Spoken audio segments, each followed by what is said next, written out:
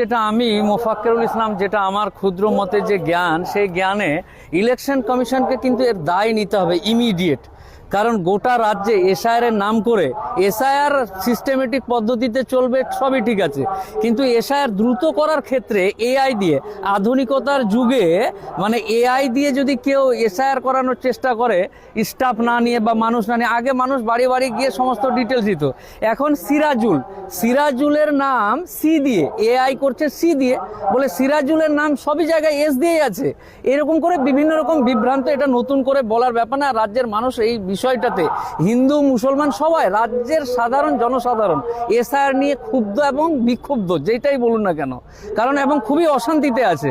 কারণ মানুষ আজকের দিনে 200 টাকা ইনকাম করবে কি করে সেটা নিয়ে ব্যস্ত, তার মধ্যে আবার 14 বার, একবার খসড়া লিস্ট, একবার হসড়া লিস্ট, একবার ভসড়া লিস্ট, এই যে বিভিন্ন রকম লিস্ট বের করছে। এই লিস্টগুলোতে কোনো সময় নাম থাকছে, কোনো সময় নাই, তারপর নোটিশ করো, এই করো, এই করো, বিভিন্ন রকম ক্যারিকেচারগুলো করছে।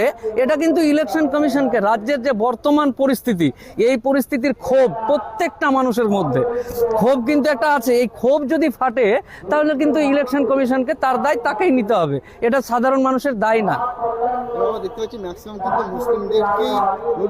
মুসলিমদেরকে টার্গেট করা হচ্ছে, বা এই যে সংবাদ প্রতিদিনে একটা খবর বেরিয়েছে, 17ই জানুয়ারি সংবাদ প্রতিদিন, ওখানে খবর বেরিয়েছে যে রাজস্থানে বিজেপি মুসলমানের যেন নাম বাদ দেয়, এর জন্য চাপ দিয়েছে বলে বিএলও যারা এটার দায়িত্বে আছে, সে আত্মহত্যার মতো পরিস্থিতি বা আত্মহত্যা করতে গেছিল। তো এইরকম পরিস্থিতি হচ্ছে। এগুলো রাজনৈতিক ব্যাপারটা হচ্ছে, সরকার চলবে নির্দিষ্ট সিস্টেমে বা সংবিধানকে মেনে, নিঃসন্দেহে এটা হবে না কেন। এসআর ভালো জিনিস করুক না, নাম ঠিকানা, বাপের নাম, 14 গোষ্ঠী, এগুলো দেখুক, কিন্তু এটা দেখতে গিয়ে ইন্টেনশনালি যদি কোনো রকম মুসলিমদের হয়রানি করার চেষ্টা করে বা কোনো হিন্দুদেরও হয়রানি করার চেষ্টা করে, অনেকেই এরকম আছে। শুধু মুসলিম, দেখুন, এক হাতে তালি বাজবে না, ঠিক তেমনই একাই কোনো গোষ্ঠীকে চাপ দিতে গিয়ে তখন নিজের মধ্যে অটোমেটিকলি যে আমার হিন্দু ভাইরা আছে তাদেরও নাম চলে আসছে। তো এরকম করতে গিয়ে প্রত্যেকটা ইয়েতে, ব্লকে বা বিডিও অফিসে বিভিন্ন রকম হয়রানি। আজকে এমন কোনো ব্লক, এমন কোনো জায়গা নাই যেখানে মানুষ ক্ষোভে নেই। প্রত্যেক দিন হাজার হাজার মানুষ, কোটি কোটি মানুষের নাম বাদ দেওয়ার কথা বলছে। এর আগে একজন গবেষক মানিক ফকির বলে তারা বলতো, তখন আমরা ভাবতাম যে মনে হয় পাগলের মতন প্রলাপ বকছে, কিন্তু না, পরবর্তীতে দেখা গেল এসআইআর এর উদ্দেশ্য এবং এসআইআর যে ইন্টেনশনালি যখন কোনো একটা ধর্মকে টার্গেট করবে এবং এটা থেকে ভোটার কার্ড বাদ দিয়ে ডিভোটার করে সামগ্রিক দিক থেকে দাস বানানোর চেষ্টা করবে, আর মানুষ এটাকে মেনে নিবে। আজকালকার যুগে চাঁদে যাওয়া মানুষ, আর তুমি এসআইআর এর নাম করে, আমি এখানে জন্মগ্রহণ করেছি, আমার বাপ জন্মগ্রহণ করেছে, আমার দাদু এখানকার, আর তুমি এসে বলবে এআই দিয়ে যে না তুমি এখানকার না, তোমাকে ডিভোটার করা হলো। এত সহজেই মানুষ জানে কত ধানে কত চাল হয়, এটা পরবর্তীতে বুঝতে পারবে ইলেকশন কমিশন। আপনি কি বলছেন আন্দোলনের তীব্রতা অলি গলি থেকে শুরু করে এলাকা, পাড়া, প্রতিবেশী থেকে শুরু করে ব্লক, জেলা, রাজ্য, দেশ, এই আন্দোলন সামলাতে পারবে কিনা তার জন্য প্রস্তুত থাকুক। কেন? আমার বাপ এখানকার, আর কিভাবে প্রমাণ দিতে হবে? 62 সালের দলিল দেখাচ্ছে না, এখানে তো আকার ফুল স্টপ, একার বাদ আছে, উমুক আছে, তুমুক আছে, এরকম কোনো ব্যাপার নেই। আমার একটা ফুল স্টপ কোথায় ছুটে গেছে, আগের দিনে কি হতো, জনগণনার সময় একটা লোক বাড়িতে এসে কাগজ নিয়ে বসলো, হ্যাঁ রে তোর বাপ কোথায় রে, অমুক জায়গায়, হ্যাঁ তোর বাপের নাম কি, অমুক, এই বলে দিল, ওইটাই লিখে নিয়ে চলে গেছে। এখন কাগজপত্র এবং এর যুগে তুমি যদি ফুল স্টপ আর আকার একারের জন্য নাম বাদ দাও, তো বাবা তুমি তৈরি থাকো ইলেকশন কমিশন। হুমকি দিচ্ছি না, বাস্তবতাটা। একজন উকিল মানুষ ইলেকশন কমিশনকে, ভারতের নির্বাচন কমিশনকে পরামর্শ দিচ্ছি, সুপরামর্শ ফ্রিতে, একজন আইনজীবী হিসাবে, যে এই যে ফুল স্টপ আর আকার একার নিয়ে মুসলিমদের নাম বা জনসাধারণের নাম বাদ দেওয়া হচ্ছে, এটা যদি কোনো কারণে এই লিস্ট থেকে এরা বাদ যায়, তাহলে সামলাবেন ভাই আপনারা আপনাদের। কারণ কেউ যদি এখানে 70 বছর ধরে, 150 বছর ধরে আছে, জন্ম মৃত্যু এখানেই, আর তাকে যদি তুমি ফুল স্টপের জন্য বা আকার একারের জন্য নাম বাদ দেওয়ার চেষ্টা করো, আলী আর রহমান আর উমুক আর তুমুকের জন্য, তাহলে তুমি বুঝবে আমাদের কিছু করার নেই। 2014 সালের পর থেকে আমরা দেখছি মানুষকে কিন্তু একভাবে পরিচালনা করছে, কখনো নোটবন্দি না, এটা নতুন কিছু নয় ভাই। এই 2000, এগুলো রাজনৈতিক নেতাদের মতো বক্তব্য দেয় 2014 পর নোটবন্দি, এবং মানুষ ভোট দিয়েছে, যা ইচ্ছা তাই করছে, তো মানুষই তো অপরাধী। যে এরকম একটা সরকারকে ভোট দিচ্ছে যে সরকার সবসময় লাইনেই দাঁড় করিয়ে রাখছে। তো এতে কোনো রাজনৈতিক দলের না, রাজনৈতিক দল তার মুনাফা নেওয়ার জন্য মানুষকে বিভিন্ন রকম করবেই। এতে তুমি এই ফাঁদে তুমি যদি মানে কি বলে বাঘে কি অনেক রকম উদাহরণ দেয় না, ফান্দে পড়িয়া বগা কান্দে, তো বগা তুই যদি কাঁদতেই চাস ভোট দিয়ে তো কাঁদ। এতে নতুন করে ব্যাপার বলার নেই যে নোটবন্দি হোমকবন্দি, তুমি এগুলো জানা হয়ে গেছে, মানুষ ভুলে যায়, এরকম একটা ব্যাপার আছে। তো এটাই কিন্তু শেষ। এসআইআর এই যে মানুষের হয়রানি করা, বাপের নাম নিয়ে আয়, দাদুর নাম নিয়ে আয়, এনআরসি, এই হেনা তেনা বেনা বিভিন্ন রকম, এটাই শেষ। এবং সরকার বা নির্বাচন কমিশন বা যে রাজনৈতিক দলগুলো দেশ বা রাজ্য চালাচ্ছে তারা বুঝতে পারেনি এখনো যে লাস্ট পেরেক এটাই। এসআইআর এর নাম করে যে টানাটানি করা হচ্ছে এটা কিন্তু লাস্ট পেরেক। আর এইতে মানুষ এর আগে হিটলার বা বিভিন্ন রকম ব্যাপার স্যাপারগুলো আছে, আন্দোলন, গণ আন্দোলন, বিভিন্ন রকম ব্যাপার স্যাপারগুলো আগামী দিন অপেক্ষা করছে। আমি ফ্রিতে পরামর্শ দিলাম নির্বাচন কমিশনকে যেন অতি দ্রুত বিষয়গুলো আন্তরিকতার সাথে এবং সিস্টেমেটিক্যাল অনুযায়ী করে, কোনো রকম ইন্ধন ছাড়া। আপনার কি মনে হচ্ছে না মুসলমানদেরকে কোনোভাবে কি ভোটার করতে চাইছে, মুসলমানদের ভোটাধিকার কেড়ে নিতে চাইছে? মুসলমানদেরকে ডি ভোটার করবে কার বাপের ক্ষমতা? আমার বাপ দাদু 14 গোষ্ঠী এখানে জন্ম হয়েছে, তুমি 3 দিনের বৈরাগী এসে বলবে তুমি ডি ভোটার, আর ওটা আমি মেনেও নিব? মানে মুসলমানদের রক্ত নাই, পুজ হয়ে গেছে নাকি? বললেই হয়ে গেল, পুজ হয়ে গেছে রক্তটা। على عباده الذين اصطفى أما بعد فقد قال الله تبارك وتعالى في كلامه المجيد وفي الفرقانه الحميد أعوذ بالله من الشيطان الرجيم بسم الله الرحمن الرحيم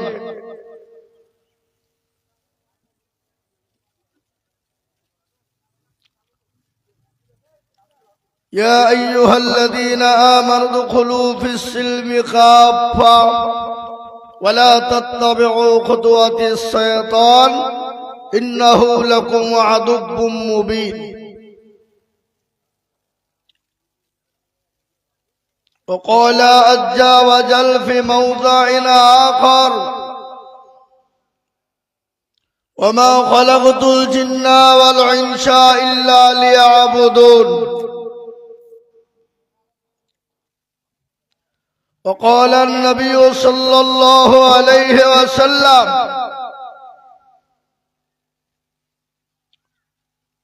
من بنى لله مسجدا بنى الله له البيتا في الجنة। আমি সর্বপ্রথম ইউটিউবার ভাইদেরকে বলবো, যে সমস্ত ইউটিউবার ভাইরা আপনারা এসেছেন, আপনারা যেটা ভিডিও করছেন দয়া করে মেহেরবানি করে যেটা আমি বলবো সেটাই আপনারা লিখবেন আপনাদের হাতে। যেটা বলি নাই সেটা আপনারা লিখেছেন, এতে খুব গন্ডগোল হচ্ছে। আমাকে একটা হ্যান্ডবিল দেখলাম ইউটিউবার ভাইরা লিখেছে উল্টো পাল্টা, তাতে আমাকে অনেক জায়গা থেকে ফোন করেছে, কিন্তু আমি ওটা বলিনি, কিন্তু ওটা ওরা পাঠিয়ে দিয়েছে। আমি যেটা বলবো সেটাই পাঠাবেন, অবান্তর কিছু লিখবেন না। দুটো ভিউ আপনার বাড়বে বলে আপনি উল্টো পাল্টা লিখে দিবেন, আমার ক্ষতি হবে তো। এটা যেন করবেন না ভাই, এটা আপনাদের আমার অনুরোধ।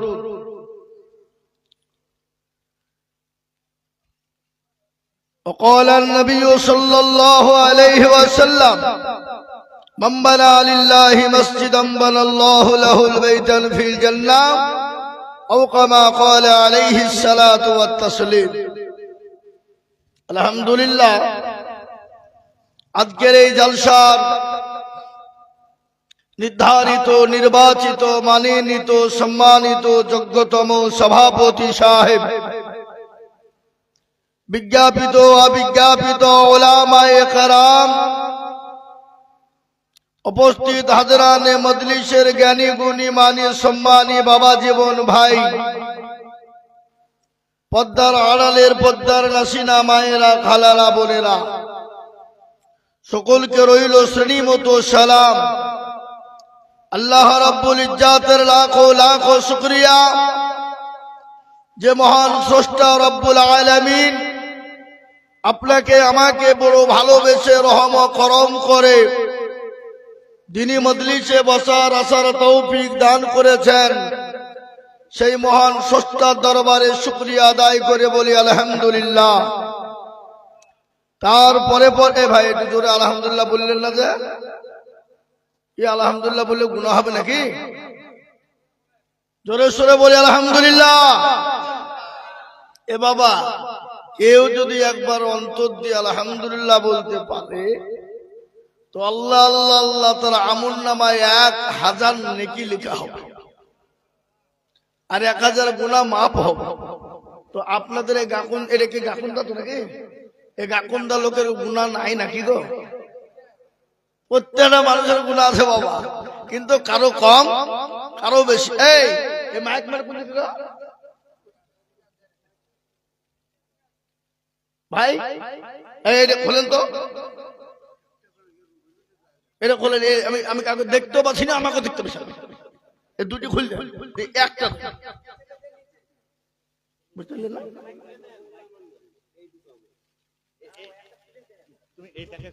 যেটা আওয়াজ বেশি হবে সেটা দাও, তাহলে এটা খুলে দাও। আমাকে দুটি দিয়ে কি লাভ? হ্যাঁ হ্যাঁ, একটা রাখো, এটা খুলে দাও না। ও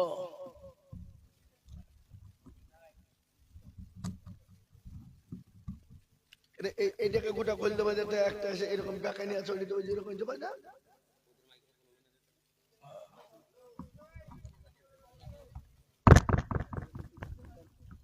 হ্যাঁ, লাগিয়ে দেবো বলে।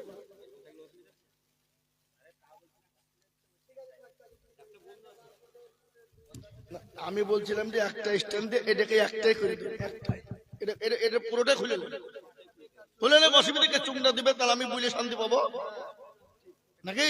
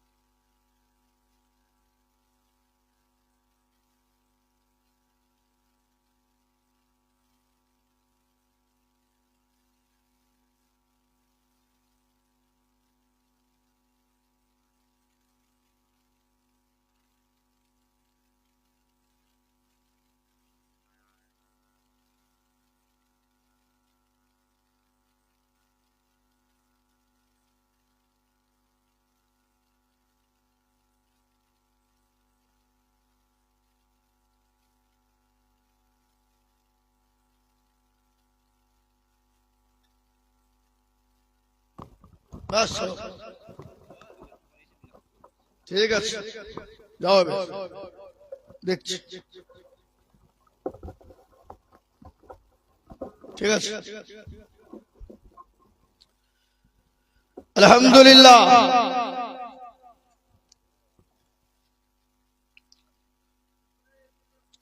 তো যেটা বলছিলাম বাবা, তো সেই আল্লাহ রাব্বুল ইজ্জাতের দরবারে আরেকবার মোহব্বত দিয়ে অন্তর দিয়ে বলি আলহামদুলিল্লাহ।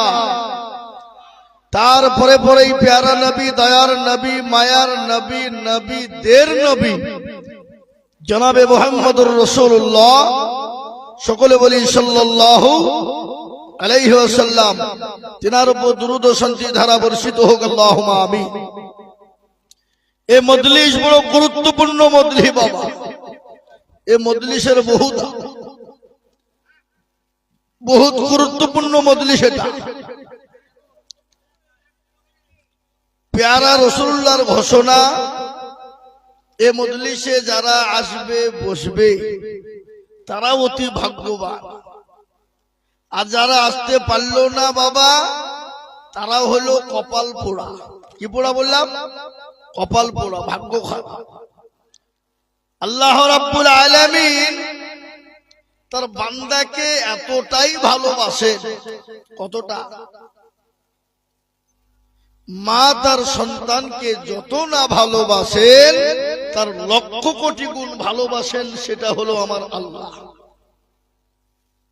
অথচ আজকে মুসলমান আমরা আল্লাহ চিনি না, রসুল চিনি না, নবী চিনি না, মসজিদ চিনি না, মাদ্রাসা চিনি না।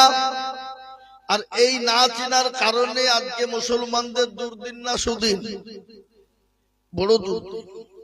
এ বাবা, আমরা মুসলমানরা দল করি, পার্টি করি। কি দল করি না? করি না? পার্টি করি না? করি না? কি পার্টি? সিপিএম এ পার্টি লয় বাবা। আজকে মুসলমানদের দল দেওবন্দি, বেরেলি, আদানগাছি, পুরপুরা, অড়ঘড়িয়া, ললডাঙ্গা, পেটডাঙ্গা, হাইলাহাদি, হানফি, সাফি, মালিকি, কুষ্টিগিরি, ছোট পীর, বড় পীর, হঠাৎ পীর, বালিশ পীর, ঢেল পীর, কানা পীর, দাজ্জাল পীর, ন্যাংটা পীর, খিচুড়ি পীর, বাপের জামা গাই দিয়ে পীর।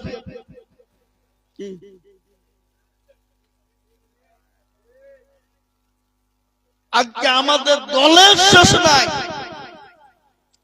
আর এই জন্য বেঈমানরা উঠে পড়ে লেগেছে, যারা ওদেরই তো ঠিক নাই। আর এর জন্য ভাবছি আজকে আমাদেরকে চামচিকে তো লাথি মারছে। কি বলছেন বলেন? মারছে না? এই যে হারামখোর জারদ সন্তান, বাপের কুলাঙ্গার বেজন্মা, কি নাম? অসীম সরকার। হজলিয়া দেখেন, ওর মা বাপের জন্মের ঠিক নাই।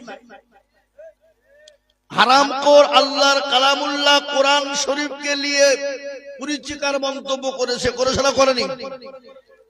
ওর এত বড় সাহস যে আল্লাহর কালামুল্লাহ কোরআনকে নিয়ে এত বড় কুরুচিকার মন্তব্য সাহস পেল কোথায়?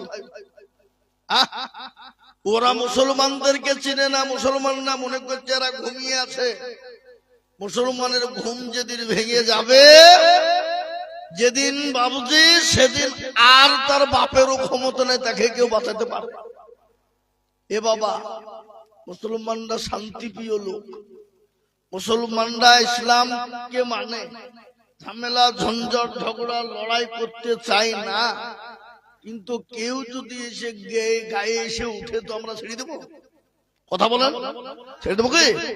আজকে আল্লাহর কোরআনকে নিয়ে যে কুরুচিকার মন্তব্য করলো অসীম সরকার, কত বড় তার কলিজা। আর এই কোরআন নিয়ে যারাই বিরোধিতা করেছে আল্লাহর তরফ থেকে তাকে ধ্বংস করে দিয়েছে। কি জন্য তাই না বলো? আজকে তার ধ্বংস হবে, আপনার হতেই হবে।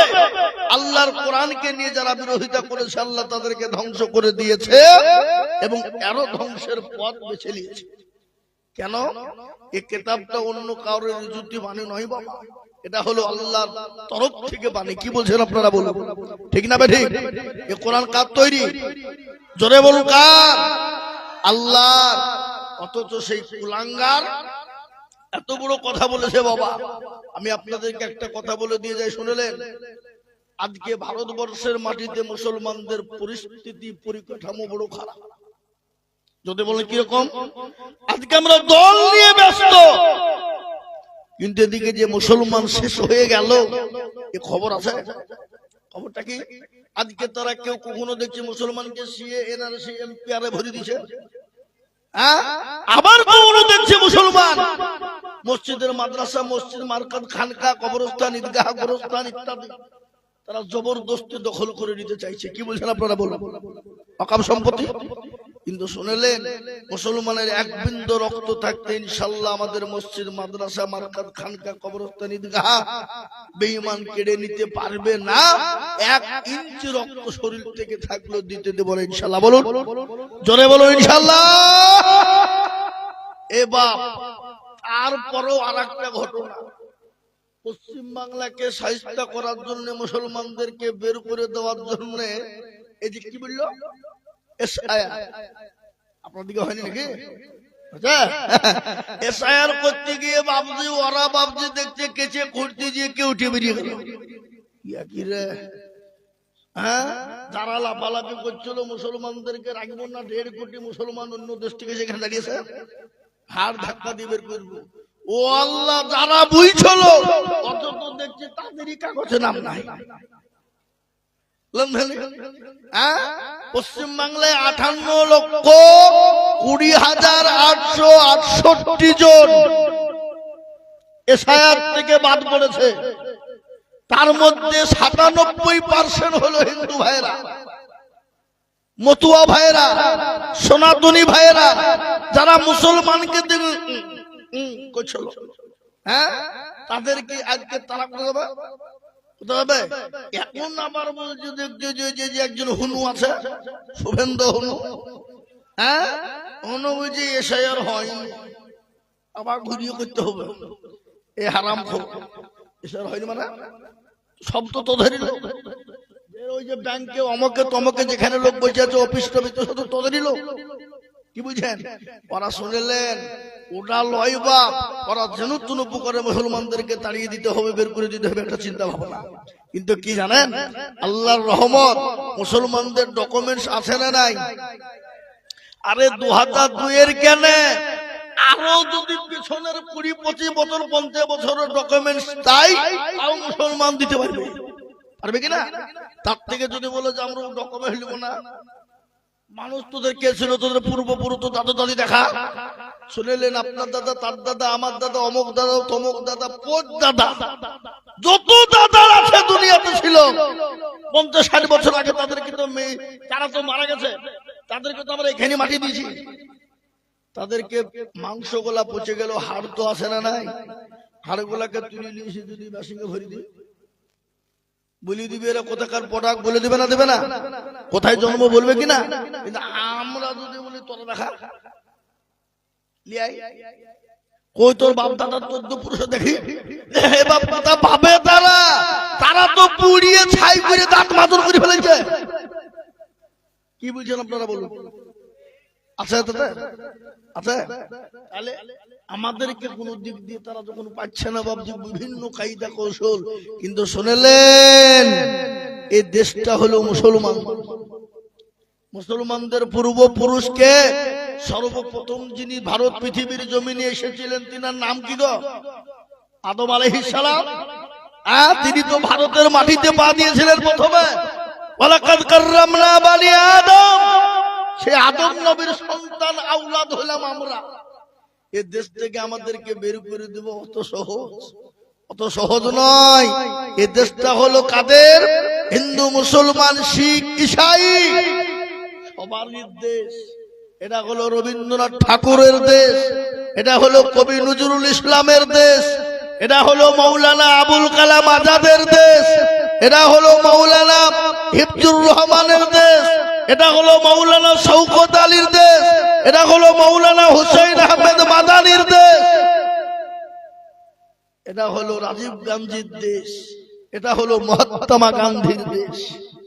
আমাদের কাজকে তোমরা দেশের প্রেম দেখাচ্ছ। সেদিনকে ওই ব্রিগেড ময়দানে কি হলো? গীতা পাঠ হলো, 5 লক্ষ ভাইদেরকে নিয়ে গীতা পাঠ করা হলো। সাংবাদিক বলছে জনগণনা বলো ধরে তুমি কেমন দেশের প্রেমী, আমি জানি না। তুমি দেশের প্রধানমন্ত্রীকে বলো, বলতে পারবো না। দেশের রাষ্ট্রপতিকে বলো, জানি না। তুমি যে দেশে এসেছো সে দেশের মুখ্যমন্ত্রীর নাম কি জানে না। বুঝতে পেরেছেন না পারেননি? মুসলমানদেরকে আজকে দেশপ্রেম দেখাবে। এই দেশের জন্য রক্ত দিয়েছে কারা? কেজি নয়, কুইন্টাল নয়, টন টন টন রক্ত দিয়েছে এই ভারতের জন্য মুসলমানেরা। একদিনে দিল্লি থেকে লাহোর পর্যন্ত 57,000 উলামাকে তাদের গর্দানকে কেটে নিয়ে গাছে ঝুলিয়ে দিয়েছিল এই দেশের জন্য ইংরেজরা। আজকে তাদেরকে দেশের প্রেম দেখা, তোমাদেরকে দেশের সংবিধানের জনগণ হাতে বললে একটু বলি আর মারছ না। এই প্রেম, প্রেম কাকে বলে? দেশের প্রেম মুসলমানদের কাছে শিখে যাও। আর একটা শুনলেন, আজকে আমাদেরকে তারা বুঝে বিদেশি। আরে এ দেশের জন্ম আমাদের, আর আমাদেরকে বিদেশি বলতে দেবে? আচ্ছা বলুন তো, আদবানির বাড়ি কোথায়? পাকিস্তান। ইন্ডিয়াতে এসে হয়ে গেল স্বদেশী। অটল বিহারীর বাড়ি হলো পাকিস্তান, ইন্ডিয়াতে এসে হয়ে গেল স্বদেশী। সোনিয়া গান্ধীর বাড়ি হলো ইটালি, ইন্ডিয়াতে এসে হয়ে গেল স্বদেশী। বুদ্ধ বাবু জ্যোতি বাবুর বাড়ি হলো বাংলাদেশ, বিমান বসুর বাড়ি হলো বাংলাদেশ, ভারতে এসে হয়ে গেল স্বদেশী। অধীর বাবু প্রণব বাবুর বাড়ি হলো বাংলাদেশ, ভারতে এসে হয়ে গেল স্বদেশী। মিঠুন চক্রবর্তীর বাড়ি হলো বাংলাদেশ, ইন্ডিয়াতে এসে হয়ে গেল স্বদেশী। আর আমরা ইন্ডিয়াতে জন্ম নিয়ে আমরাই নাকি বিদেশি। সিঙ্গড়ার ভিতরে গেল ঢুকলো কি করে? এ বাবা, সিঙ্গড়ার ভিতরে আলু কি করে ঢুকলো? বুঝলেন? এ বাবা এটা নাই। আজকে মুসলমান দেখলে গা চুলকায়। বাংলাদেশে ওপার একটা দেশ, সে দেশে দীপু দাসকে মারা হলো, আগুন জ্বালিয়ে পুড়িয়ে দেওয়া হলো। এটা ইসলাম পছন্দ করে না, ইসলাম অন্যায়কে প্রশ্রয় দেয় না। কেউ যদি অন্যায় করে তাকে প্রশাসনের হাতে তুলে দাও, তাকে তার আদালতে তুলে দাও, তাকে তার সঠিক বিচারের জায়গায় পৌঁছে দাও। যারা আপনার পুড়িয়ে দিয়ে মেরে দিয়েছে দীপু দাসকে, এটা অন্যায়, এটা গুরুতর অন্যায়, এটা বড় খারাপ। এটা ইসলাম কিন্তু মেনে নেয় না, এটা ইসলাম কখনো প্রশ্রয় দেয় না, এখানে ইসলাম কখনো আশ্রয় দেয় না। ইসলাম কোনদিন বলে নাই, কোনদিন বলে নাই কাউকে হত্যা করে আগুন লাগিয়ে পুড়িয়ে দাও। এটা কেউ বলে না, ইসলাম বলে না। কিন্তু যারা পুড়িয়েছে মেরেছে, অন্যায় করেছে না করে নিজেরা বলুন? খারাপ করেছে না করে নিজেরা বলুন? এটা অন্যায়, এটা গুরুতর অন্যায় করেছে। কিন্তু আমার দেশে যে 38 জন মুসলমানকে বিনি অন্যায়, বিনি কারণে, বিনি অত্যাচারে গতকালকে আমার দেশের মুর্শিদাবাদ জুয়েল রানা বলে নাম, জঙ্গিপুরে উড়িষ্যায় কাজে ছিল, তাকে পিটিয়ে হত্যা করেছে। করেছে না করেনি? আফরাজুলকে, মালদার আফরাজুলকে রাজস্থানে আগুন দিয়ে জ্বালিয়ে পুড়িয়ে দেওয়া হলো। তাদের কোনো বিচার নাই। আমার দেশের কিছু বেয়াদব মায়ের চেয়ে মাসির দরদ বেশি বলে, নিজের দেশের মহব্বত নাই, অন্য দেশের মহব্বত নিয়ে তারা পাগলা। কি বুঝেন আপনারা? বলেন ঠিক না ভাই? আজকে আমি আপনাদেরকে বলি, আজকে তোমরা মুসলমানদেরকে দেখতে পারো, আজকে তোমরা মন্দির করবা, করলে কোনো ব্যাপার না, আর মুসলমান মসজিদ করলে তোমাদের চুলকে। কি বুঝেন আপনারা? বলেন ঠিক না ভাই? আজকে বলেন তো, মসজিদ তৈরি হয়েছে কোথা? ও আল্লাহ, এই মসজিদ তৈরি করতে চুলকানি শেষ নাই গো।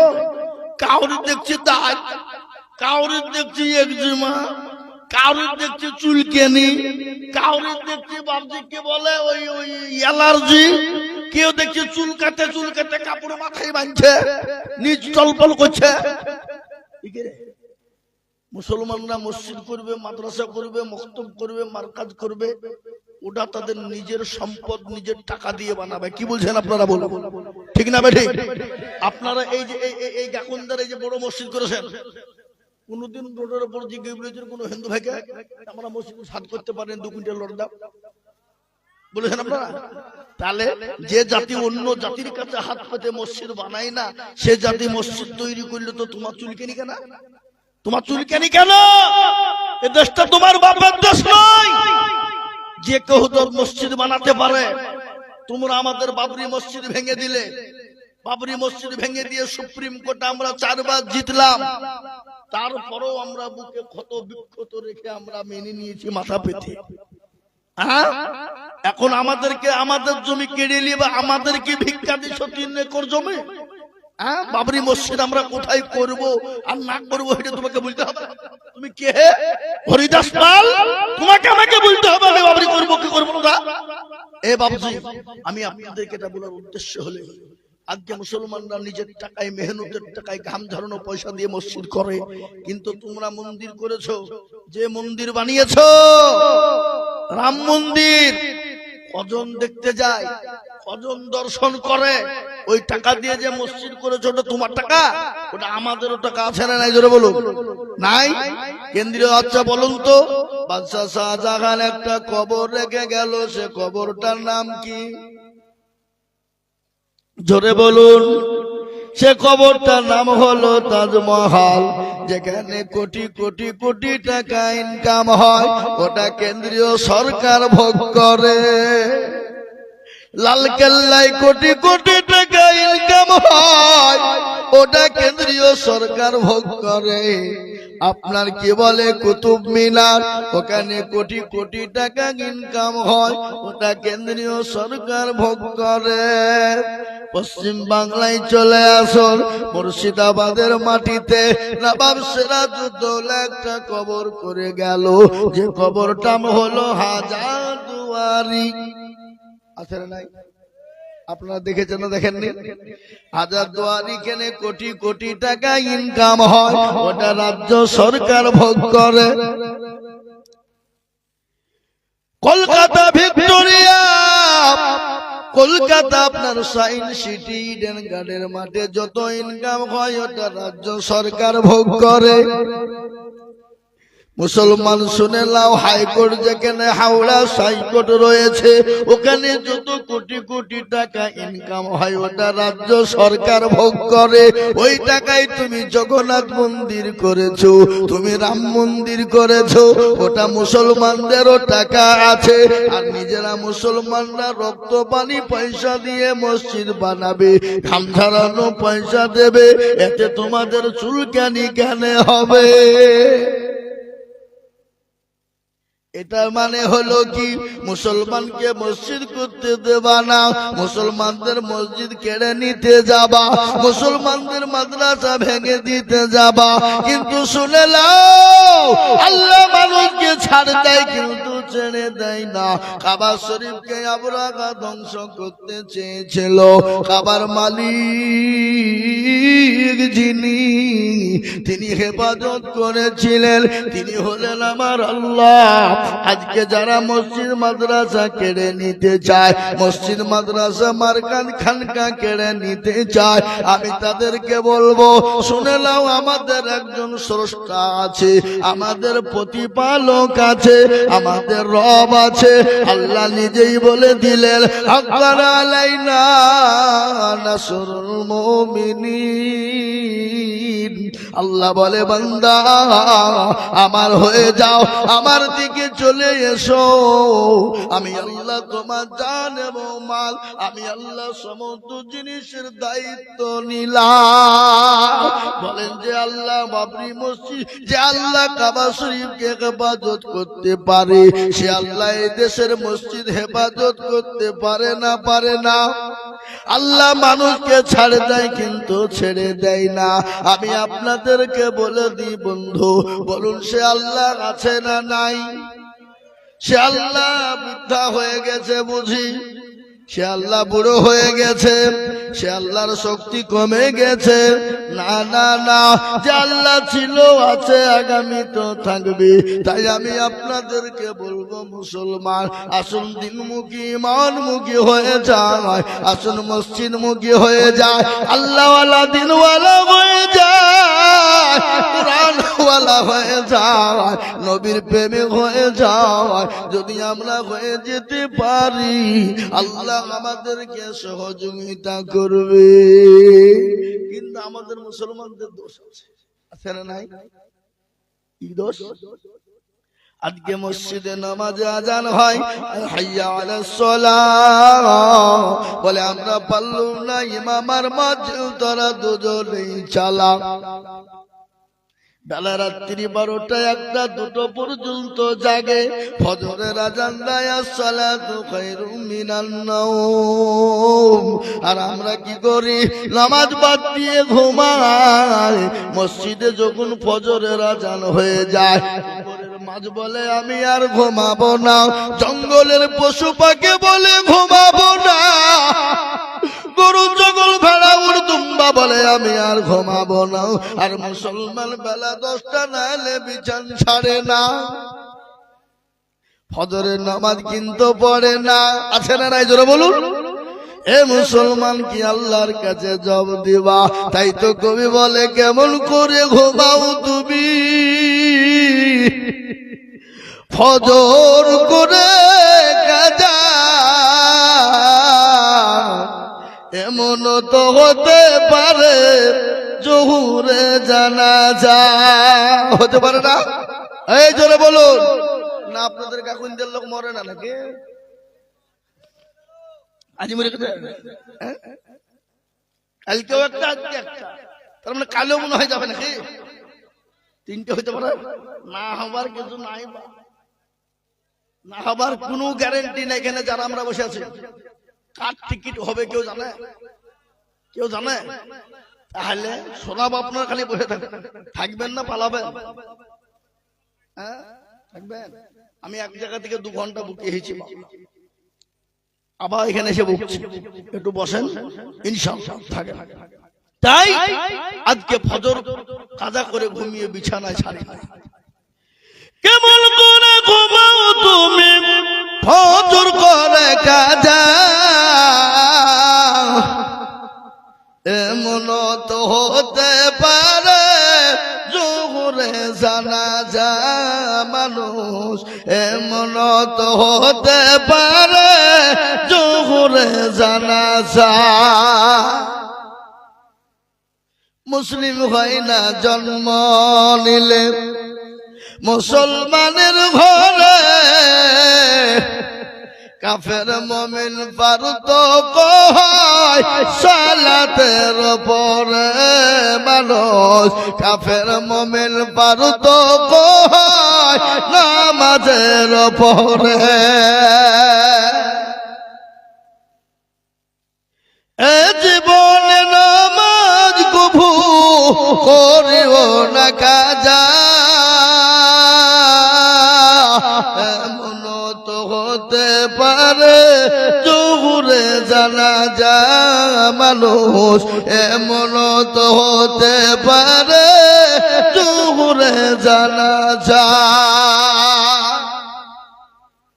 আজকে মুসলমান নামাজ পড়ে না।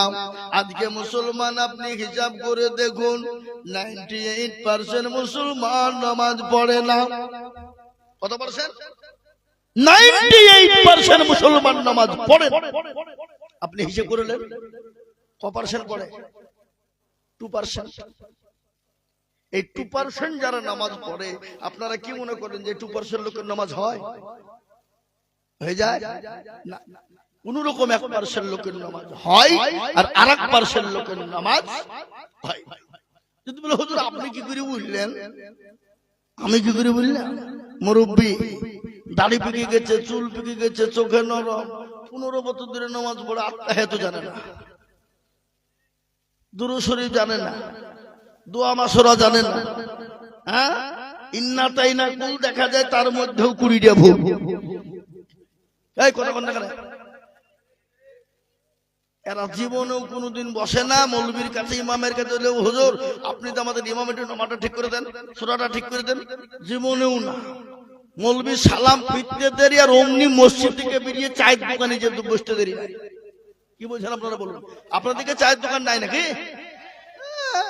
মুর্শিদাবাদে চায়ের দোকান থাকবে না তাই মানা যায়? হ্যাঁ, আর যত রকমের ফতোয়া ফারাই যা লিবেন চায়ের দোকান পার্লামেন্টে পাবেন। কি বুঝছেন আপনারা বলুন? কারবো ভালো আর কারবো ভালো লাগে, কারবো বেরিয়ে গেল, কারবো প্রেম করছে, কারবো পরকীয়া করছে, সব পাবেন। আপনাদের দিকে নাই নাকি? এদিকে কথা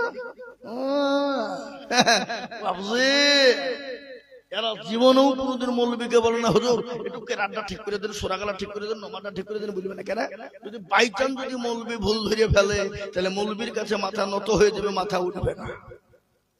আর আমাদের দেশের লোক ফতোয়াবাজি করতে কারোর কাছে পারে না, মৌলবীর কাছে যে ফতোয়া যাবে। আবার আমাদের দেশের মসজিদের সেক্রেটারি কারা, সভাপতি কারা, ক্যাশিয়ার কারা, মসজিদের দরজা চিনে না যারা, সপ্তাহে একদিন যায়। কতক্ষণ সপ্তাহে একদিন যায় মুরলি করার জন্য। ওই মুরলি করে টাকা পয়সার জন্য গড়িয়ে পূজা বাড়ি, হ্যাঁ, এক সপ্তাহ। আবার আমাদের মুর্শিদাবাদী আছে মসজিদের সেক্রেটারি মসজিদের টাকা দিয়ে লটারি কাটে, লটারি কেটে টেরে গুঁজেছে, টেরে আঁকা বিক্রি দিয়ে দাঁড়িয়ে গেছে, রুকুতে গেছে, উঠতে যে নুঙ্গি বাজে নুঙ্গিও খুলে গেছে, লটারিও খুলে গেছে, নুঙ্গি খুলে পড়ে গেছে, নুঙ্গি তোলা বাদ দিয়ে লটারি দিচ্ছে, বলে ইজ্জত চলে যায়, বেজ্জতি হওয়া যাবে। কি বললেন? এই তো আমাদের সমাজ। কাকে বলবেন আপনি? তানহামা দাগে দাগে সুদ, বম্বা খুজা খুজা নেহাম, সারা অঙ্গে ব্যথা, কোথায় ওষুধ লাগাবো জায়গা খুঁজে পেছি না আমরা। মনে যদি পছন্দ ধরে খুঁজে কিরে পাওয়া যায়, আর মলম দিব কোন জায়গায়? আমাদের মনের ভিতর পৌঁছে গেছে। আজকে আমাদের মসজিদ গুলোর ইমাম সাহেবদের মান সম্মান নাই। বা ইমামের বেতন ৫,০০০। কি ইমাম নামাজ পড়ে আলহামদুলিল্লাহ রাব্বিল আলামিন রহমানির রহিম, আল্লাহ মাস্ত শেষ। ৫,০০০ টাকায় আল্লাহ কি করব? ছেলের স্কুলের ফিস দিব না প্রাইভেটে দিব, ছেলের ওষুধ কিনবো না বই কিনবো, বিবির ছায়া কিনবো না ব্লাউজ কিনবো, গায়রিল মাগদুবি আলাইহিম ওয়ালাদ-দাল্লিন। ফেরেশতা বলছে কি নামাজ রে? বলছে ইমামকে পিটবো, মুসল্লিকেও ফাটাবো। শেখবো আয়, দেখবি আয়, ইমামের বেতন। সেক্রেটারি মসজিদের বলছে হুজুর একটু দোয়া করে। বলে কিসের দোয়া? বলে আমার বেটা যেন চাকরি পায়। মৌলভী বলছে রব্বানা জালামনা, আল্লাহ সেক্রেটারির বেটা জানে চাকরি পায়, আর চাকরি পাওয়ার পরে বেতনটা জানে আমার সমান হয়। সেক্রেটারি বলছে কি দোয়া হলো? বলে কেন? আমার যদি ৫,০০০ টাকায় চলে বন্ধু, তো তোমার চলবে না কেন? হে মৌলভীর বেলায় ৫,০০০ আর তোমার বেলায় ৫০,০০০। পৃথিবীর জমিনে শুনেলেন শ্রেষ্ঠ ব্যক্তি কারা? নবীজি বললেন খায়রুকুম মান তাআল্লামাল কুরআন ওয়া আল্লামা। যারা কোরআন শিখে অপরকে শিক্ষা দেয় তারা হলো পৃথিবীর সর্বশ্রেষ্ঠ ব্যক্তি। কিন্তু বেতন ৫,০০০। আর স্কুলে যারা পড়ায় মাস্টাররা মিথ্যে কথা শেখায়। কি বুঝছেন আপনারা? শিখায় না? হাট্টি মাটিম টিম তারা মারতে পারে ডিম, তাদের খাড়া দুটো সিং। পাকা মিথ্যে কথা মাস্টাররা পড়ায়। কি বুঝছেন আপনারা? ওই পাখির কোন খাড়া দুটো সিং হয়? হ্যাঁ, পড়াচ্ছে ৫০,০০০ টাকা বেতন ১ তারিখে ঢুকিয়ে দিচ্ছে। আর খায়রুকুম মান তাআল্লামাল কুরআন ওয়া আল্লামা, শ্রেষ্ঠ ব্যক্তি যে শিখছে এবং শিখাচ্ছে তার বেতন ৫,০০০ বা ৩ মাস বাকি। মৌলবি চাইতে গেলে বলছে মৌলবি লোভ কত রে, এই হারাম খো, তোকে কে সেক্রেটারি হতে বলেছে? হ্যাঁ, তোর সংসারে খরচ হচ্ছে এত টাকা, আর মৌলবি বাধা নাকি? ওর ছেলে বিয়ে নাই, ওর বউ নাই, ওর বেলায় ৫,০০০ আর তোর বেলায় ৫০,০০০। কি বুঝেন আপনারা বলুন? আজ আমাদের সমাজটা কোথায়? আমি আপনাদেরকে নিষেধ করব না। ছেলেকে মাস্টার বানান, অবশ্যই বানাবেন। ছেলেকে ডাক্তার বানান, অবশ্যই বানাবেন। ছেলেকে MBBS করান, অবশ্যই করাবেন। BA DED করান, অবশ্যই করাবেন। কোনো বাধা নেই। কিন্তু ছেলেকে আপনি কোরআনওয়ালা বানাবেন না। সর্বশ্রেষ্ঠ কিতাব যে কোরআন, যেখানে এখানে দুনিয়াও তো কবরও পরকালও যেখানে প্রয়োজন কোরআন। বলেন তো প্রত্যেকটা মুসলমানদের জন্য কোরআন শেখা ফরজ নাকি? ফরজ।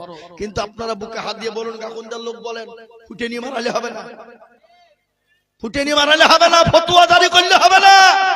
বুকে হাত দিয়ে বলুন, কোনদিন মৌলবীকে বলেছেন হুজুর আপনি আমার ছেলে মেয়েকে কোরআনওয়ালা শেখান, যত টাকা লাগে আমি দিব? বলেছেন একজন? বুকে হাত দিয়ে বলেন। কিন্তু বেটাকে বলেছেন যে বেটা প্রাইভেট পড়, মাস্টারকে বলছে স্যার আমার ছেলেকে ইংলিশম্যান বানান, যত টাকা লাগে দিব। ছেলেকে বাংলা শেখান, ভালো শিক্ষিত করে নাম্বার তুলাই চাই, যত টাকা নেব দিব বলেছি। কিন্তু যেটা সর্বশ্রেষ্ঠ ব্যক্তি কোরআন শিখালো, কোরআন শেখার জন্য আমরা একবার জিজ্ঞাসা করেছি মৌলবীকে যে হুজুর আপনার সংসারটা কেমন চলছে? হুজুর বাড়ির খবর ভালো? হুজুর 5,000 টাকা নেন, 2,000 নেন, 1,000 টাকা নেন? জীবনে বলেছি না। মানে কিছু লোক আছে মৌলবী দেখলে গা চুলকায়, জীবনে মৌলবীর পাতা খোলে না। কি আছে না জোরে বলুন? কিন্তু এটাও শুনেলেন আল্লাহর কোরআন খুললে পেয়ে যাবেন। এখানে মাওলানারা বসে আছে, জিজ্ঞাসা করবেন। আমি আপনাদেরকে গল্প বলি না। আল্লাহ কোরআনে বললেন ইন্নামা ইয়াখশাল্লাহ মিন ইবাদিহিল উলামা। পৃথিবীতে কেউ যদি আল্লাহকে ভয় করে তারা হলো উলামারা, তারা হলো আলেমেরা। এটা কোরআনে কথা। কোরআনে মাস্টার, ডাক্তার, উকিল, জজ, ব্যারিস্টার, পয়সাওয়ালা, গাড়িওয়ালা, বাড়িওয়ালা, অমকলা তমকলার বাড়ি নাম নাই, এমএলএ, এমপি, মুখ্যমন্ত্রী, প্রধানমন্ত্রী নাম নাই। 5 বাড়ি খাওয়া লোক আমরা। ক বাড়ি খাওয়া লোক? ওই কথা বলো, ক বাড়ি খাওয়া লোক? আমরা 5 বাড়ি খাওয়া লোক। তরকারিতে ঝাল যদি বেশি দিয়ে দেয়, এসে জিজ্ঞেস করে বলছে হুজুর কেমন হয়েছে? বলে আলহামদুলিল্লাহ। কিন্তু সকালবেলায় টয়লেটে গিয়ে বোঝা যাচ্ছে যে কি চলছে। কি বলে? ও ঝালের বলছে আলহামদুলিল্লাহ। আর এক বাড়িতে খেতে গিয়ে দেখি তরকারিতে তেলই দেয়নি। বলে হুজুর কেমন হয়েছে? আলহামদুলিল্লাহ খুব ভালো। আমরা ভালো বলতে পারছি, ভালো বলতে হয়, খারাপ বলতে পারছি না। কেন আমরা তো 5 বাড়ি খাওয়ালো। কি বুঝলেন? তেল দিলেও বলে আলহামদুলিল্লাহ, ঝাল দিলেও আলহামদুলিল্লাহ, না দিলেও আলহামদুলিল্লাহ। কি বুঝছেন আপনারা বলুন? আল্লাহ কোরআনে বললেন ইন্নামা ইয়াখশাল্লাহ মিন ইবাদিহিল উলামা। পৃথিবীতে যদি আল্লাহকে কেউ ভয় করে তারা হলো উলামা, তারা হলো আলেমেরা। এটা হলো কোরআন। নবীর হাদিস শুনলেন, আল্লাহর নবী বললেন আল উলামা ওয়ারাসাতুল আম্বিয়া।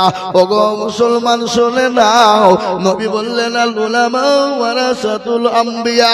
আমি নবী চলে গেলাম, আমি নায়েবে রাসূল হিসাবে আলেমদেরকে রেখে গেলাম। ফতোয়া জারি করা, ফতোয়া দাও অত সহজ? 15 বছর পড়তে হবে। মৌলবীরা পড়তে পড়তে পাছার চামড়া তাদের কালো হয়ে গেছে, মার খেতে খেতে পিঠের দাগ হয়ে গেছে। আর 2 দিন বাংলা পড়ে মনে করছো ফতোয়া জারি। তাই ফতোয়া জারি করছে, অমুকের বউ অমুক, তমুকের বউ তমুক। এরা হারাম কদ্দু ককিলাস মাদ্রাসা পড়ছে। এরকম আমাদের সমাজ আছে না জোরে বলুন? সমাজ আজ কোন জায়গায় চলে গেল? আজকে মুসলমানদের দোষ আছে না নাই? কত দোষ নেবেন আপনি? কাকে বলবেন কথা আপনি?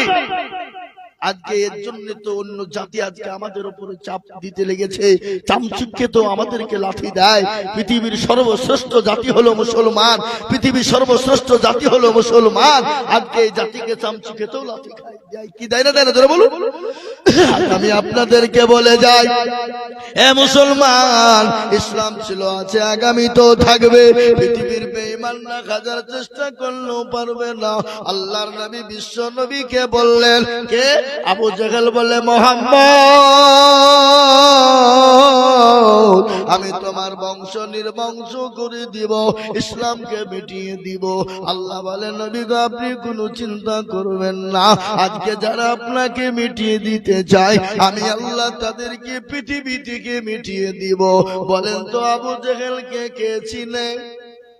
চিনে? আবু জেহেলের নাম কেউ জানে? কেউ জানে না। আবু জেহেলের নাম কেউ জানে না। হিন্দু মুসলমান ডমড কল মুচি মেতর কল ভিল মুচি মুন্ডা, যত জাতি আছে কোন জাতির লোক কিন্তু আবু জেহেল ছেলের নাম রাখে না। রাখে? কেউ রাখে না। তার মানে ওরা জানে যে 1 নম্বর হারামি মালখা লোক ছিল আবু জেহেল। দেখবেন আমাদের ভিতরে যারা নামাজ পড়ে না, রোজা করে না, কিছু করে না, নাই মানে উত্তর দক্ষিণ কিছু নেই। তুই কি রে, তুই কি আবু জেহেল নাকি? তো আপনার ঠুটনি ফাটিয়ে দিবি। তাই তো আমাকে আবু জেহেল বললি কেন? আবু জেহেল বললি কেন? বলবে না, বলবে না, জোরে বলুন। হ্যাঁ, তার মানে ও জানে যাবো যেখানে আমি মার খালো। ও বলেছিল ইসলাম মিটিয়ে দেব, কোরআন মিটিয়ে দেব, নবী তোমাকে মিটিয়ে দিব। আল্লাহ বলে নবী আপনি কোনো টেনশন করবেন না। ওগো নবী, যারা ইসলামকে মিটিয়ে দিতে চায় আমি আল্লাহ তাদেরকে মিটিয়ে দেব। ফেরাউন, নমরুদ, আবু জেহেল, আবু লাহাব, উতবা, সাইবা, মুগীরা, তারা যখন পারে না, কিয়ামত পর্যন্ত ইসলামকে কেউ মিটাতে পারবে না। একবার হাতটা উঁচু করে বলুন ইনশাআল্লাহ। তুলুন, হাত তুলুন। কেউ তুলল না, কেউ জাড়ে ভয়ে হাত ভাই করলো না, আর কেউ ভাবছি নিজের গ্যাভেট দেখানোর জন্য বের করলো না। আবার কেউ বলছে কিন্তু এটাও শুনেলেন, যারা তুলল তারা জিতে গেল, যারা তুলল না হেরে গেল। উদাহরণ দিয়ে দিচ্ছি, এই গ্রামটার নাম হলো গাকুন্দা, তাই তো নাকি? কোন থানা? বহরমপুর। বহরমপুর। এ বাবা, এই গাকুন্দার লোক কত মৌলবি এলো আর গেল, ঠকাতে পারলো না, লাস্টে বলে ফুটিনি মারাচ্ছে নাকি? শুনলেন, গাকুন্দার লোক বড় চালাক, বদনাই করে পানি নিয়ে মাঠে গেলছে কি করতে? পায়খানা করতে। বাবা, পায়খানা করে পানি খরচ করতে গিয়ে দেখছি বদনা ফুটু পানি নাই। কি রে, আজিজুল মৌলবি এসে ঠকাতে পারলো না, আর তো বদনা পানি ঠকিয়ে ফেললি। তুই দাঁড়া, কি কি করে ঠকাই দেখবো। ও আবার তারপর বদনাই করে পানি নিয়ে গেছে, নিজে বলছে আজ কাকা পানি খরচ করবো, তারপরে পায়খানায় যাবো। কি করে ঠকাতে? এ বাবা, ঠকালে না জিতল, আজ ঠকলো তো। যারা হাতটা তুললো তারা জিতে গেল, যারা তুললো না তারা ঠকে গেল। তাই আমি আবার আপনাদেরকে বলবো, পৃথিবীর জমিনে বেঈমানরা যদি চেষ্টা করো, ইনশাআল্লাহ মাদ্রাসা, মসজিদ, কোরআন, হাদিসকে, মুসলমানকে শেষ করতে পারবে না। আর একবার হাতটা উঁচু করে বলুন ইনশাআল্লাহ। তার মধ্যে কিছু লোক আধখান তুলেছে, আধখান তুলে ও মাল মনে করছে মৌলবি দেখতে পাবে না, কিন্তু যেটা কেউ দেখে না সেটা দেখেন কে? যেটা কেউ জানে না সেটা জানে কে? যেটা কেউ বোঝে না সেটা বোঝে কে? সবাই বলে আমি ভালো, আমি জানি কি, আমার মনের গোপন খবর জানে আল্লাহ জি। আলোতে আধারে নির্জনেতে কোথা কি করেছ তুমি সব জানে সে। তাহারি চোখেতে কেউ যাবে না পাখি, আমি জানি কি। এ মুসলমান, যেটা কেউ জানে না আল্লাহ জানে। আজকে যারা হাতটা তুলে দিল তারা জিতে গেল। এটা আমার কথা নয়, এটা আমার আল্লাহর কোরআনের কথা। 23 পারার ভিতরে সূরা ইয়াসিনে আল্লাহ বলে দিলেন, আল ইয়াউমা নাখতিমু আলা আফওয়াহিহিম ওয়া তুকাল্লিমুনা আইদিহিম ওয়া তাশহাদু আরজুলুহুম বিমা কানু ইয়াকসিবুন। কিয়ামতের দিনে জবানে তারা মেরে দেবে, হাত দিয়ে বলবে কোন কাজে ব্যয় করেছিল। হাত বলবে মাবুদ গো, ওই গাকুন্দার মসজিদের জালসায় আজিজুল হক বলেছিল আল্লাহকে ভালোবাসো কারা, দ্বীনের প্রেমিক কারা, ইসলামের প্রেমিক কারা, হাতটা তোলো তারা। এই হাত তোলার কারণে জাহান্নামটা হারাম হয়ে যাবে, জান্নাতটা ওয়াজিব হয়ে যাবে। আমি আপনাদেরকে বলি বাবা, এ মুসলমান, ঠিক রাখো ঈমান, ইসলামের বাতি যেন ডুবায় না।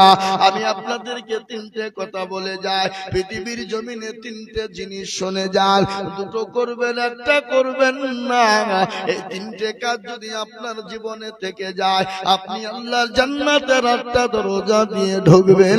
পৃথিবীর কেউ বাধা দিতে পারবে না, পৃথিবীর কেউ আপনাকে আটকাতে পারবে না। আপনি তিনটের মধ্যে দুটো করবেন আর একটা করবেন না।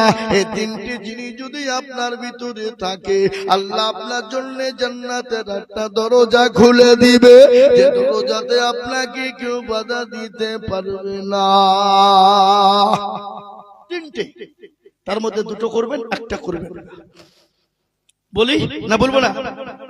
বলি, দুটো করবেন, একটা করবেন না। জান্নাত আপনার জন্য দরজা খুলে দিবে, কেউ আপনাকে বাধা দিতে পারবে না। এক নম্বর শুনেলেন, আল্লাহ কোরআনে বললেন, ওয়ামা খালাকতুল জিন্না ওয়াল ইনসা ইল্লা লিয়াবুদুন। আল্লাহ বলে, বান্দারে আমি তোমাকে বানিয়েছি আমার ইবাদত, আমার হুকুম মানো। আল্লাহর বড় ইবাদত হলো নামাজ, আল্লাহর বড় হুকুম হলো নামাজ। আল্লাহ বলে, বান্দা তুমি যদি 5 ওয়াক্ত নামাজ পড়তে পারো, তুমি যদি জামাতের সঙ্গে নামাজ পড়তে পারো, টাইম বাই টাইমে 5 ওয়াক্ত নামাজ আদায় করতে পারো, এই নামাজের ভিতরে সবকিছু ভরা আছে, নামাজের ভিতরে সবকিছু ভরা আছে। নামাজ যদি নামাজের মতো হয়, সে নামাজ আল্লাহর দরবারে কবুল এবং কবুলিয়াত হয়ে যায়। নামাজ যদি নামাজের মতো হয়, আর নামাজও পড়বেন আর এরকম কোনো কাজ নাই। কি বলছেন আপনারা বলুন? সেদিন আমি নামাজ পড়ছিলাম এক জায়গায়, রমজান মাসের নামাজ 1 রাকাত হয়েছে, আর 1 রাকাত বাকি, 2 রাকাত নামাজ।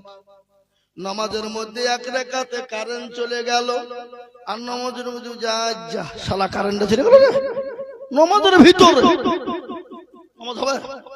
এই কথা বল, নামাজ হবে? নামাজ চলছে, নামাজের মধ্যে বুঝে আজ্জা শালা কারেন্ট চলে গেল, নামাজ হবে? এ নামাজ কোনো কাজ হবে না। আল্লাহ কোরআনে বললেন, ইন্নাস সালাতা তানহা আনিল ফাহশাই ওয়াল মুনকার। আল্লাহ বললেন, মানুষকে খারাপি, অন্যায়, রাহাজানি, অত্যাচার, জুলুম, নোংরামি, বাটপারি, চিটারি সব থেকে বাঁচাতে পারে, সেটা হলো নামাজ। কিন্তু আমরা নামাজে পড়ি, শুধু খাই। সুদ আপনাদের দেশে কেউ খায় না? হ্যাঁ, ফতোয়া দিয়ে কি হবে? সুদ খাওয়া কত বড় গুনাহ শুনেলেন।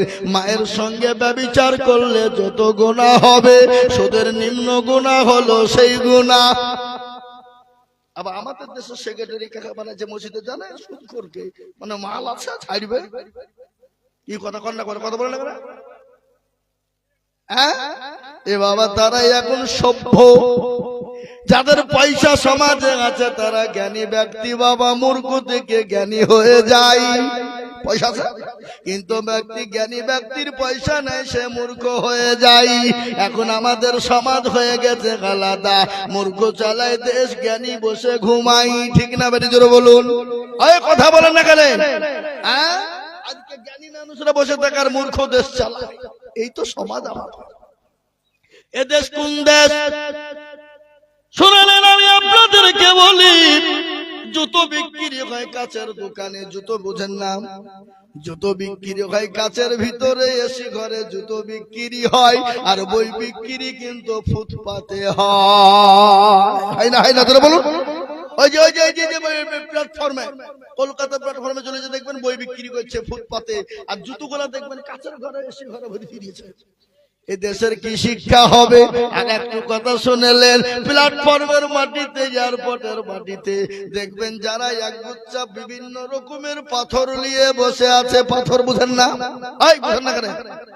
পাথর নিয়ে বসে আছে। ওই পাথর কিনছে, হাতে বাঁধে কারা গনে জানেন? জ্ঞানী গুণী বুদ্ধিজীবী যারা, মাস্টার, ডাক্তার, উকিল, জজ, ব্যারিস্টার যারা বলে, এই পাথরটা নিলে তোমার বউ ভালো হবে, এই পাথরটা নিলে তোমার বউ পরকিয়া করবে না, এই পাথরটা নিলে তোমার বিবি তোমাকে মহাব্বত করবে, এই পাথরটা নিলে তোমার প্রমোশন বাড়বে, এই পাথরটা নিলে তোমাকে মানুষ ভালো বলবে, এই পাথরটা নিলে তুমি সুন্দর বউ পাবা। কিন্তু যিনি বকছে সে চারে নাও স্কুলে পড়ে না,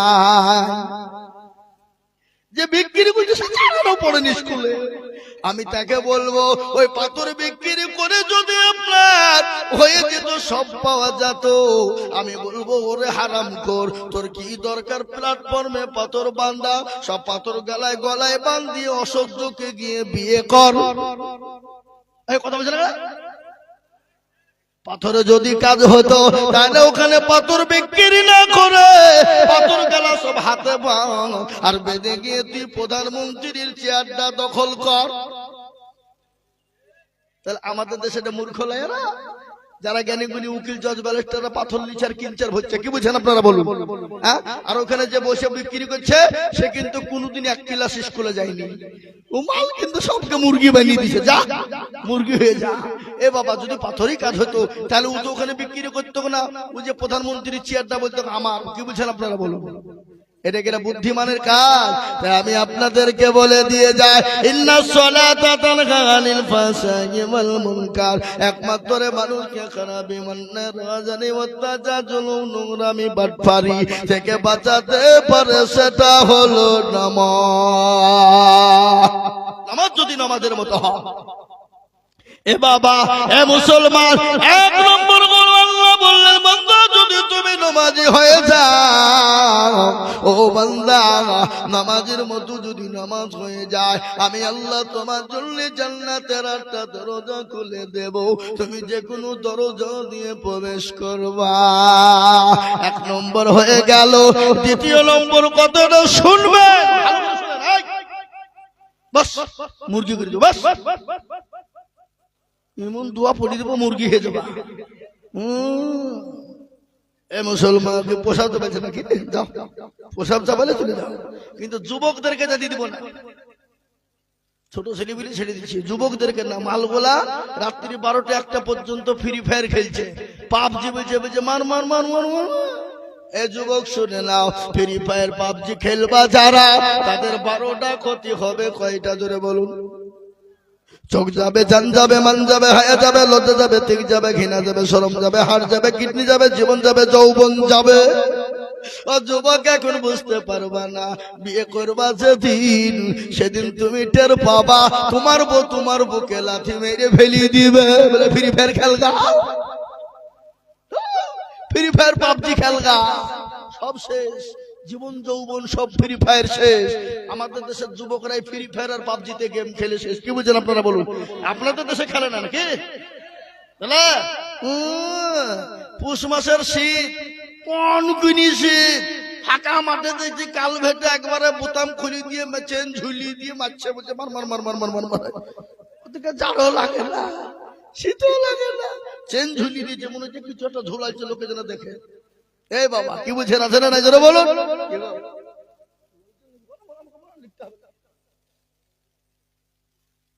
না, আমি সবাইকে বলবো,